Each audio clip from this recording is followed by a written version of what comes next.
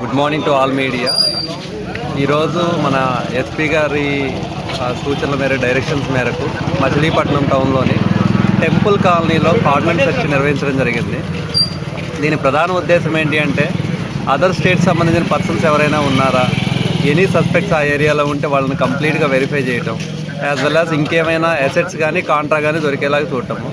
ఈ ఆపరేషన్లో సుమారుగా మన సబ్ డివిజన్ సంబంధించిన 100 మెంబర్స్ స్పోర్ట్స్ పాల్గొన్నారు. ఉదయాన్నే 5:30కి స్టార్ట్ చేయడం జరిగింది. ఇప్పుడు కంప్లీట్ చేశాము. దీనిలో భాగంగా ఒక 46 బైక్స్ సీజ్ చేయడం జరిగింది. ఏవైతే పేపర్స్ లేవో, ఏ డాక్యుమెంటేషన్ ప్రాపర్గా లేవో ఆ బైక్స్ సీజ్ చేయడం జరిగింది.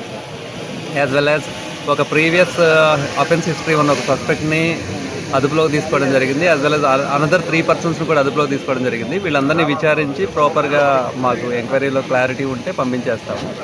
ఆ తర్వాత మిగిలిన మచిలీపట్నం టౌన్ పీపుల్ కూడా చెప్పడం ఏంటి అంటే, అదర్ స్టేట్కి సంబంధించిన పర్సన్స్ ఏదైనా మూమెంట్ ఉంటే మీ దృష్టికి వచ్చినా, లేదు అదర్ స్టేట్ పర్సన్స్ మనకి ఇక్కడ రిసైడ్ చేసే వాళ్ళు ఉన్నారు, హోటల్స్లో కానీ, సెలూన్స్లో కానీ, టీ స్టాల్స్లో కానీ పనిచేసే వాళ్ళు ఉంటే, వాళ్ళు వాలంటరీగా వచ్చేసి మా దగ్గర ఒక చిన్న రిజిస్ట్రేషన్ లాగా ఆధార్ కార్డు అవి సబ్మిట్ చేసుకొని చేయమని చెప్పడం జరుగుతుంది. దీనివల్ల రేపొద్దున ఏదైనా ఇష్యూ వచ్చినా కానీ మీకు స్మూత్గా ఉంటుంది, మాకు లా అండ్ ఆర్డర్ ఇష్యూ లేకుండా ఉంటుంది.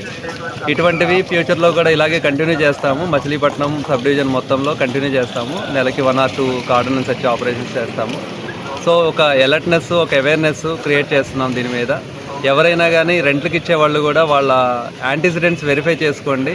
ఎటువంటి పరిస్థితుల్లో యాంటీ సోషల్ ఎలిమెంట్స్ని మనం సపోర్ట్ చేయకూడదు అని చెప్పేసి ఈ విధంగా ఇప్పుడు పత్రికాముఖంగా నేను అప్పీల్ చేస్తున్నాను. Thank you.